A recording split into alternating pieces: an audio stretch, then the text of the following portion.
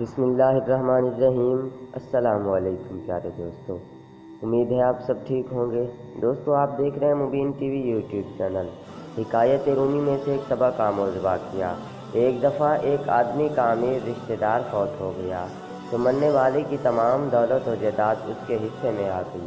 کیونکہ اتنی ساری دولت بالکل غیر متوقع طور پر اسے ملی تھی اور اس سے قبل اس نے اتنی دولت کبھی نہیں دیکھی تھی، بلکہ یوں کہنا چاہیے کہ اس کے خواب و خیال میں بھی نہ تھا کہ اسے اتنی دولت مل سکتی ہے، اور چونکہ یہ دولت اسے میراث میں ملی تھی اسی لیے اسے دولت کی قدر نہ تھی۔ اس نے بہت سے فضول کاموں میں اور خوب عیاشی میں تمام کی تمام دولت خرچ کر دی اور کچھ ہی عرصے میں بالکل خالی ہاتھ ہو کر بیٹھ لیا۔ تو اس نے اللہ تعالیٰ سے دعا کی کہ اے میرے پروردگار، تو نے جو کچھ مجھے عطا کیا تھا وہ سب کا سب ختم ہو گیا ہے۔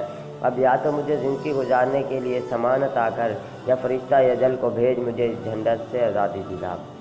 دعا کے ساتھ ساتھ اس نے بہت گری و زاری اور سینہ کوبی کی۔ اصل میں اسے ایسے مال کی خواہش تھی جو بغیر محنت کے حاصل ہو، اور چونکہ اللہ سے مانگنے والا کبھی خالی ہاتھ نہیں لوٹتا، لہٰذا ایک رات اس شخص نے خواب میں ایک فرشتے کو دیکھا جو اسے کہتا ہے کہ اے خوش بخت، یہاں پر تم کیا کرتے ہو؟ اللہ نے تمہاری فریاد سن لی ہے، مصر میں ایک خزانہ تمہارا انتظار کر رہا ہے، فلاں بستی کے فلاں مکان میں خزانہ دفن ہے، تم فوراً مصر پہنچ۔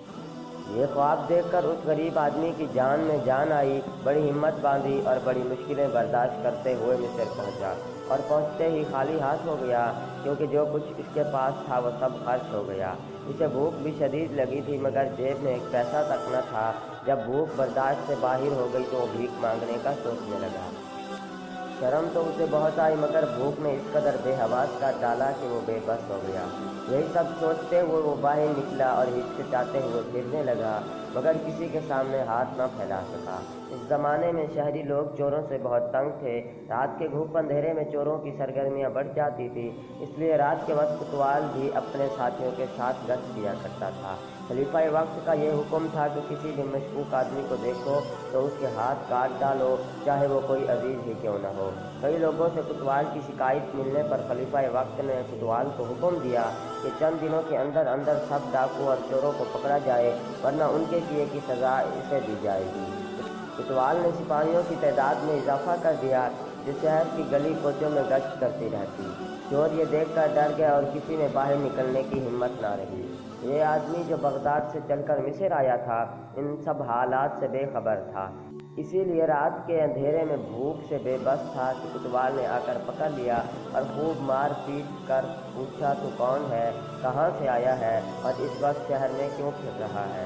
اس شخص نے روتے ہوئے جواب دیا، مجھے مت مارو، میں تمام حقیقت سے تمہیں آگاہ کرتا ہوں۔ کوتوال نے اسے ڈپٹ کر کہا، لگتا ہے تو اس شہر کا نہیں ہے، کسی اور علاقے کا بدماش ہے، جلدی سے بتا ورنہ تیرا ہاتھ کاٹ ڈالوں گا۔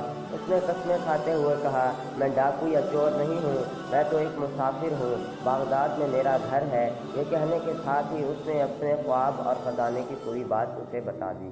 کوتوال حیران ہو کر بولا، ارے بے وقوف، چل میں مان لیتا ہوں کہ تو چور نہیں ہے، مگر تو صرف ایک خواب پر اپنی لالچ کے باغ جان جوکوں میں ڈال کر مصر چلا آیا۔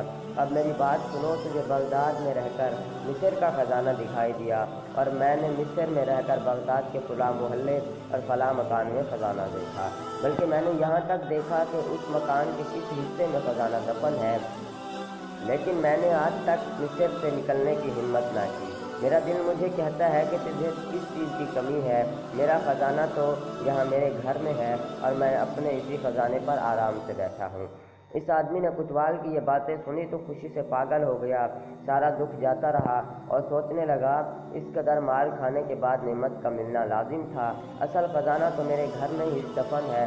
کوتوال نے اپنے خواب میں جس محلے اور جس مکان کا ذکر کیا تھا وہ اس شخص کا مکان تھا۔ وہ کوتوال کا شکر ادا کرنے لگا، اس کی وجہ سے عجیب و غریب دولت ہاتھ آئی۔ اس کے بعد وہ شخص سجود و رکوع کرتا اور حمد و ثنا کرتا ہوا واپس مصر سے بغداد روانہ ہو گیا۔ دوستو، اس واقعے سے ہمیں یہ سبق ملتا ہے کہ لالچ بری بلا ہے۔ دوستو، اگر آپ سب کو ہماری ویڈیو پسند آئے تو لائک، شیئر اور سبسکرائب ضرور کیجیے گا۔